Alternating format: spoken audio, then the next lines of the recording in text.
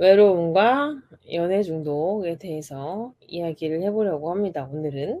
자, 이거 우리가 외로움이 왜 생길까? 외로움이라는 건 내가 나 혼자로는 뭔가 안 되는 것 같다. 나 혼자 있어서는 뭔가 부족하게 느껴질 때 우리가 보통 외로움을 많이 느낍니다. 그래서 나는 불완전한 존재이고 내가 너무 초라하고 보잘것없고 이 혼자서는 세상을 살아갈 힘이 없다고 느껴질 때 우리가 다른 존재를 필요로 해요. 특히 그래서 사회적인 나이로서 20, 30대에 더 외로움을 느낄 수밖에 없는 게 20, 30대는 원래 미성숙하고 미완의 나이잖아요. 완성된 게 하나도 없는 게 너무나 당연한 나이인데 오히려 20대, 30대들은 뭔가 더 빨리 돼야 되고 자기가 뭔가 도달해야 되고 성취해야 되는 것들 되게 많다고 생각하는 나이인 것 같아요. 저도 20대 때 30이 됐으면 약간 무슨 드라마에 나오는 실장님 같이 되어 있거나 커리어 우먼이 돼서 막 차도 있고 회사에서는 어떤 막 개인의 막 방도 있고 되게 인정받는 뭐 집도 당연히 있고 막 그럴 거라고 되게 막연하게 생각을 했었거든요. 근데 막상 사회생활을 해보니까 택도 없는 소리구나.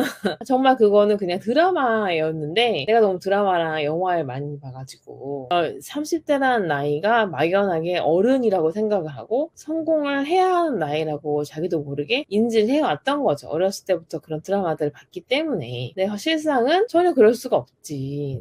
이건 너무 당연한 거예요. 네. 50이 돼서도 안 될 수도 있는 거를 30대 때 돼야 한다고 생각하고 했으니까 그 상실감과 좌절감이 얼마나 컸겠어요. 그죠? 네. 자, 근데 당연한데, 자, 20, 30대 때는 하나라도 하면 정말 잘 사는 거죠. 연애를 하든, 공부를 하든, 여행을 가든, 취업을 하든, 뭐든 하나만 해도 되게 잘 살고 있는 그런 나이예요. 20대는 그런 나이예요. 그러다 보니까 나는 뭔가 아직 멀은 것 같고, 인생에 해야 한다고 하는 일은 되게 많은데, 그거 나 혼자 할 것 같지가 않으니까, 왠지 어떤 나보다 훨씬 나은 존재가 내 옆에 있으면 그 사람으로 인해서 내 부족한 커리어나 능력이나 생존의 위기가 채워질 것 같은 그런 환상을 품게 되고 그런 존재를 찾아 헤매는 거죠. 근데 그런 사람들이 좋아하는 사람들은 또 뭐 예쁘고 뭐 날씬하고 뭐 이런 사람이래 막 그러면은 또 이제 그런 조건에 맞춰서 자기를 그 좁은 틀에 맞추려고 하는데 나는 원래 그런 사람이 아니니까 또 안 돼.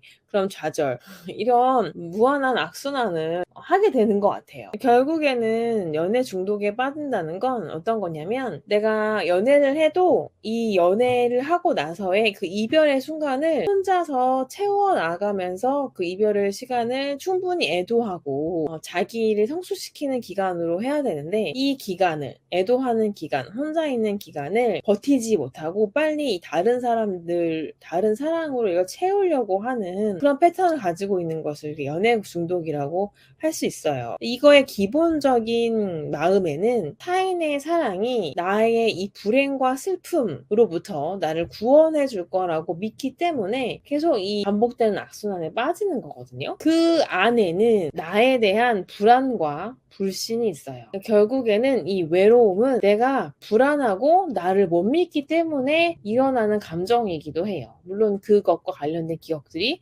줄줄이 있겠지만 불안은 뭐에 대한 불안이냐? 내 미래에 대한 불안이죠. 내가 앞으로 잘 살 거란 확신이 없어.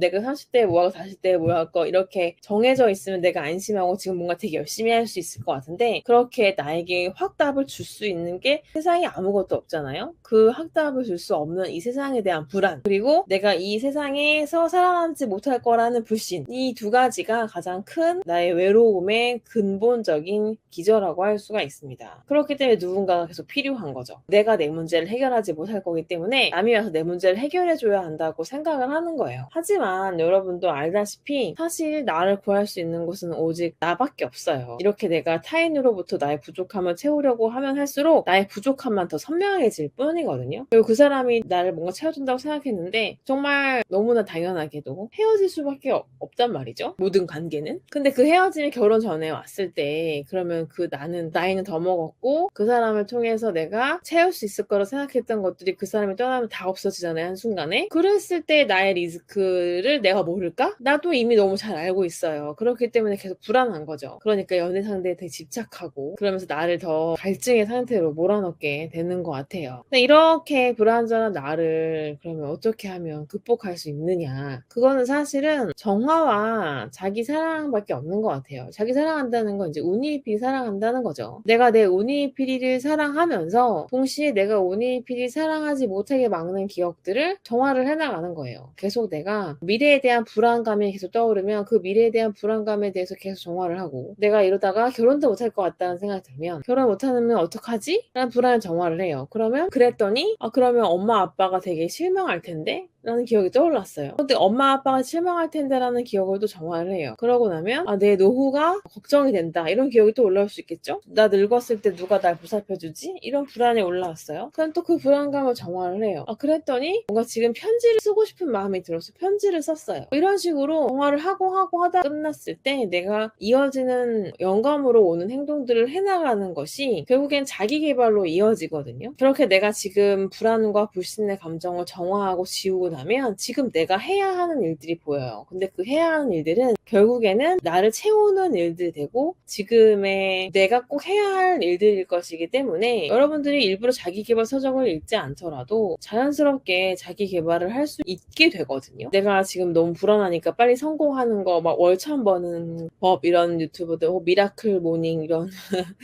이런 걸 보면서 나는 왜 저걸 못하지? 저걸 해야 성공한다는데 못하는 또 나한테 또 실망을 하고 좌절을 하고, 그리고서 애써 잡았던 마음이 다 무너져서 또 페인같이 될 대로 되라 며칠 보내다가 이렇게 살면 안 되지 하고 다시 또 근거심을 가지고 또 어떤 유튜브를 보고서는 자기 개발을 또 해볼까 했는데 또 이틀 하면 또 안 돼서 또 나에 대해서 더 짜증만 나는 그런 악순환을 반복하게 된다는 거죠. 그러지 마시고 자기 개발해야 한다는 거 여러분도 다 아시겠지만, 자기 개발을 해야 하는 것보다 더 중요한 거는 내가 지금 이렇게 온전하게 나로 있지 못하게 하는 기억들을 정화하고 나서 명확하게 나한테 느껴지는 일들을 하는 거예요. 그렇게 해야지만 이 불완전한 것에서 내가 나아가고 채워질 수가 있죠. 이렇게 하다 보면 결국에 내가 나를 믿지 못하는 것은 내가 가지고 있는 능력, 내가 내 삶을 책임질 만한 능력이 없기 때문에 오는 것들이거든요. 자기 개발을 하면서 자기가 자기 삶을 책임질 만한 돈들을 벌려내고 시작하면 그런 것들이 선순환이 돼서 그 다음에 내가 지금 이렇게 했을 때, 물론 그렇다고 해서 뭐 평생이 보장되는 건 아니니까 여전히 불안함이 있을 수 있겠죠. 하지만 내가 돈을 못 버는 사람이 돈을 벌었을 때에 오는 그런 성취감, 그리고 돈을 벌던 사람이어도 내가 발전하고 싶은 어떤 거를 해냈을 때의 성취감들이 나를 점점 채워가게 되거든요. 그러면 사실 이런 걸 하다 보면 외로움을 느낄 새도 없어져요. 내가 나를 사랑하는 것에 집중하기 시작을 하면 외로워거나 슬퍼서 좌절하고 누워있을 겨를이 없죠. 근데 보통 이런 분들의 또 패턴을 보면은 굉장히 모든 사고의 패턴이 부정적인 방향으로 흘러가시는 경우들이 많더라고요. 그러니까 내 사고의 패턴이, 자, 지금 내가 돈이 없다라는 거에서 시작을 해도 생각의 끝이 그래 내가 내일 뭐라도 해서 벌면 되지라고 끝나시는 분이 있고, 이러다가 이제 망하겠네, 나 같은 건 살아서 뭐해, 이렇게 끝나시는 분이 있단 말이에요. 이 양극단을 나누는 것은 기억이에요. 그래서 내가 이 부정적인 것을 자꾸 가는 것이 사고가 익숙하다면 이것을 계속 정화해서 처음부터 내가 바로 반대쪽으로 갈 수는 없겠지만 점점점 부정적인 생각을 하는 횟수가 줄고 긍정적인 생각을 하는 횟수가 자연스럽게 늘어나가면서 내가 내 사고의 패턴이 아예 뇌구조가 바뀌는 것처럼 바뀌게 될 수 있는 거거든요. 그러니까 여러분들이 자기를 외롭고 누군가가 계속 있어야 된다 생각하는 건 내가 나를 먹여 살릴 만한 능력이 없다고 느끼기 때문인 게 가장 크다. 남이 나를 먹여 살려주길 바라고 하는 것이 되게 큰 기억이다 라는 것을 기억하시고, 내가 내 삶을 책임지기 위해서 지금 할 수 있는 일들을 하시는 것이 제일 좋은 방법입니다. 도움이 되셨다면 구독과 좋아요 부탁드립니다.